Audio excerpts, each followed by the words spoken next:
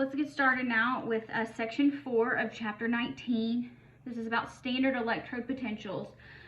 And when it comes to this handout and this chapter, sections 3 and sections 4 are really the key parts that you really need to understand because the rest of it is going to build on this.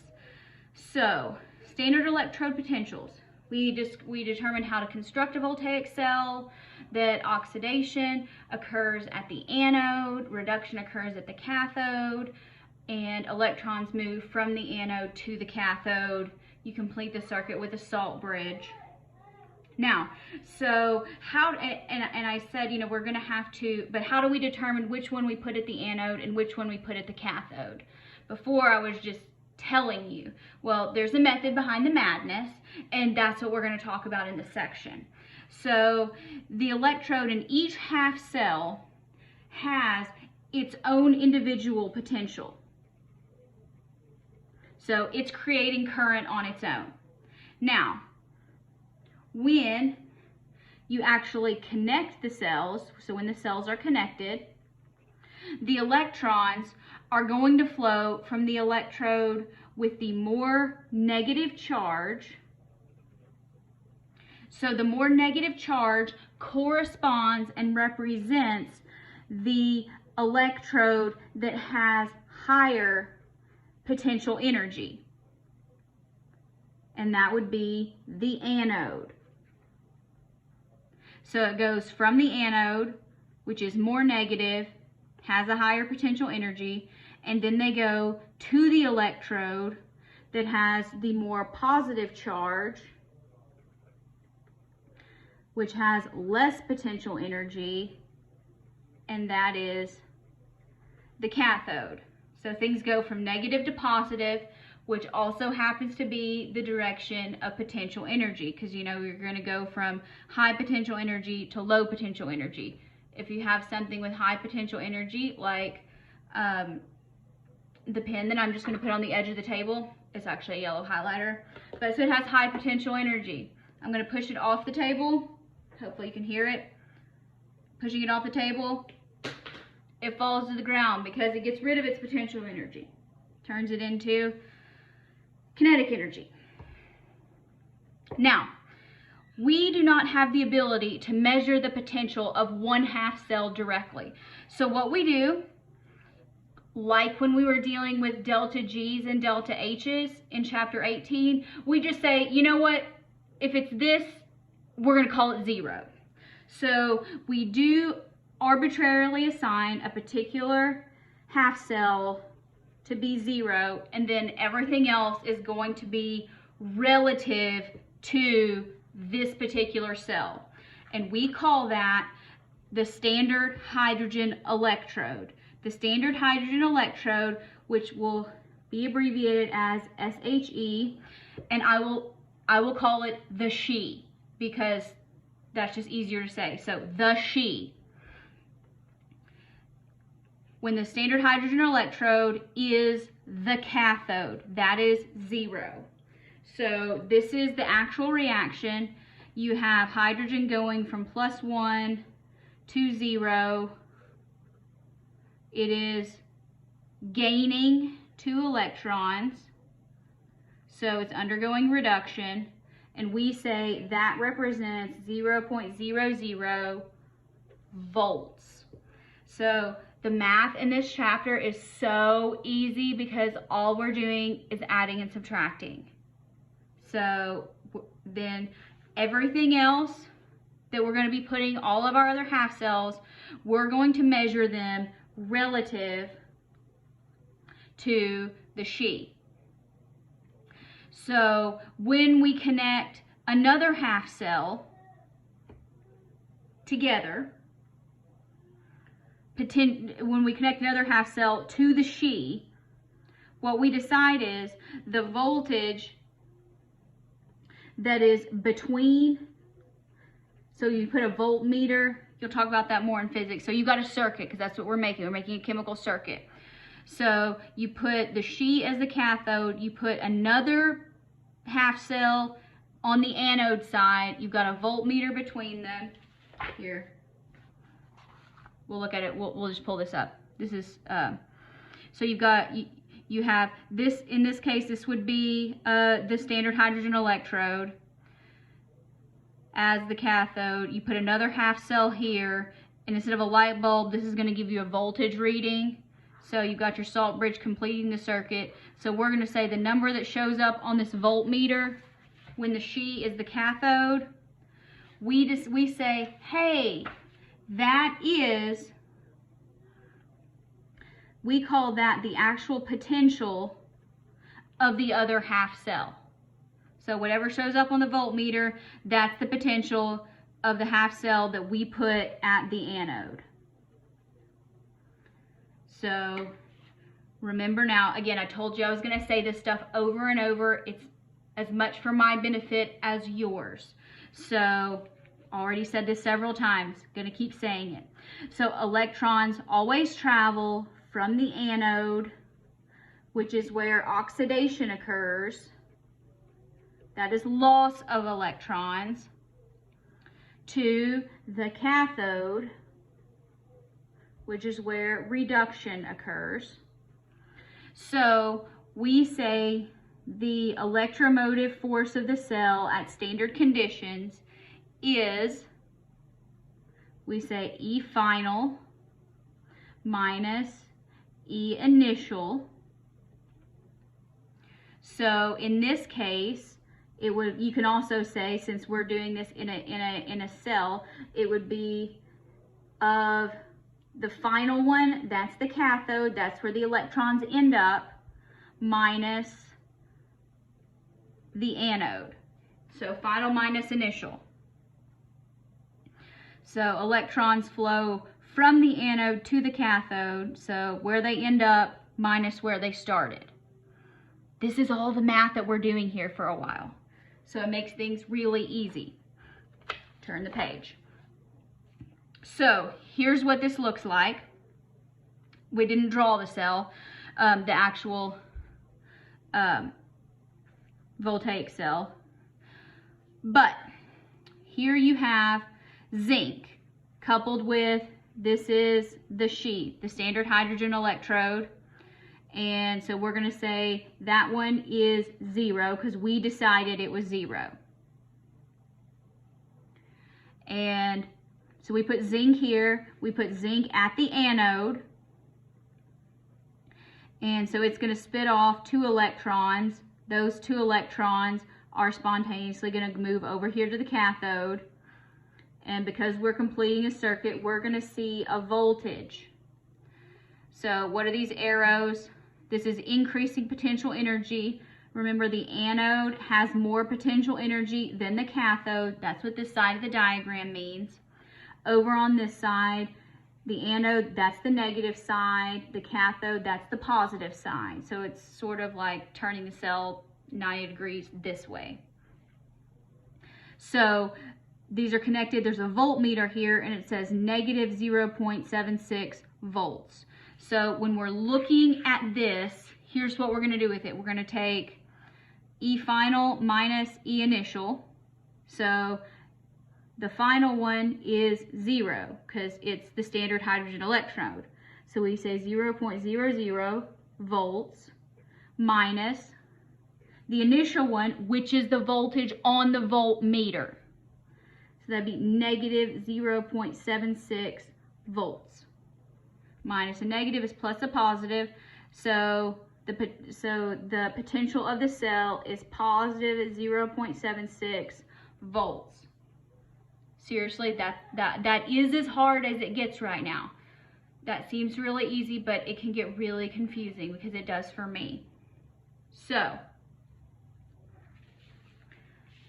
let's kind of put that in perspective and say it another way. The negative electrode potential is negative, which means it has more potential energy than the standard hydrogen electrode. So the take-home message is, the more negative a reading on the voltmeter with the She is more potential energy. And when you have the more negative, when it's more negative than the She, you are going to end up with a positive value for your total circuit cell. So that's what we got to remember. So sometimes negative is good, sometimes positive is good, and figuring out when that is where I tend to make the most errors in my head. So I really have to slow down and talk it through. So let's look at another one. Here we're connecting the She with copper. So we have the She is acting as the cathode. Here's acting, the copper is acting as the anode. However, the voltage, so the She's 0, but the voltage that shows up on the voltmeter is positive. So when it's positive, the She is more negative. So less positive, more negative. We're going to get into that in a little bit. So these electrons do not spontaneously flow from the anode to the cathode. They're going to want to flow because, remember, at this point, the cathode has more potential energy than the anode. Well, that's not good. It's not going to flow from less potential energy to more. Energy does not spontaneously concentrate itself. So that shows up as a positive on the voltmeter. So the E0 of the cell, the final one is still the She because we put that at the cathode. The initial one is positive 0.34 volts. So we have minus a positive. The potential of the cell is positive 0.34 volts. So that means the cathode, the She, actually had more potential energy. So the electrons do not spontaneously flow from the copper to the She. So, quick review here.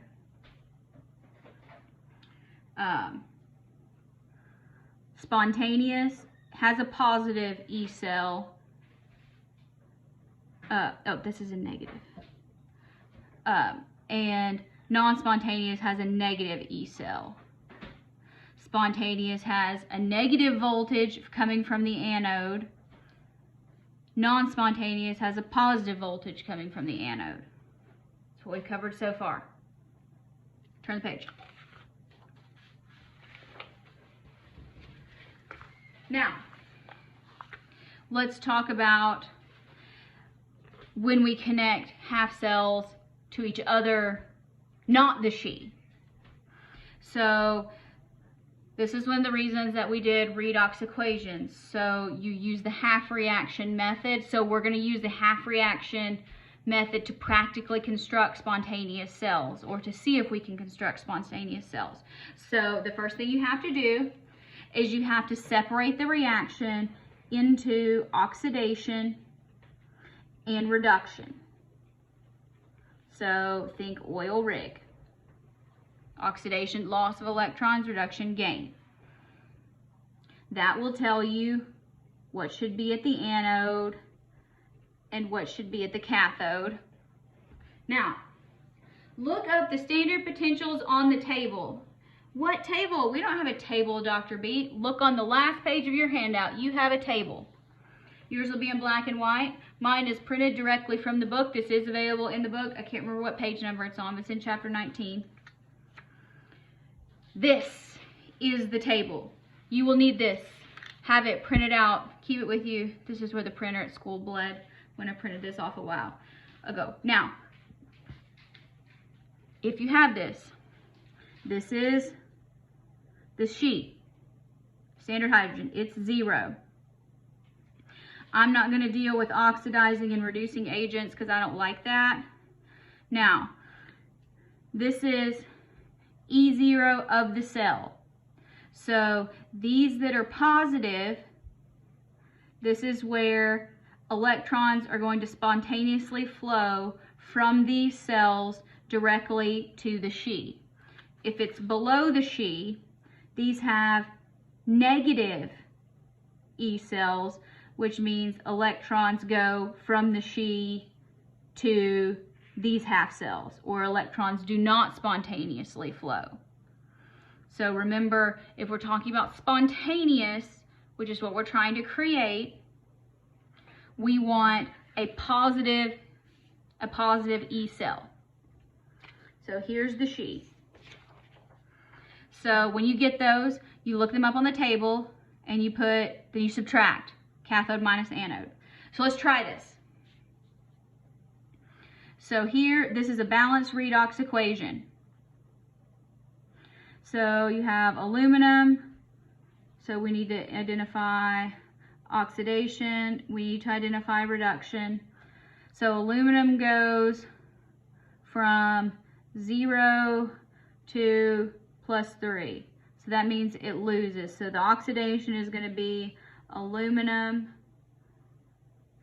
goes to aluminum +3. And you can say +3 electrons. And here, this is nitrogen. Nitrogen is going from,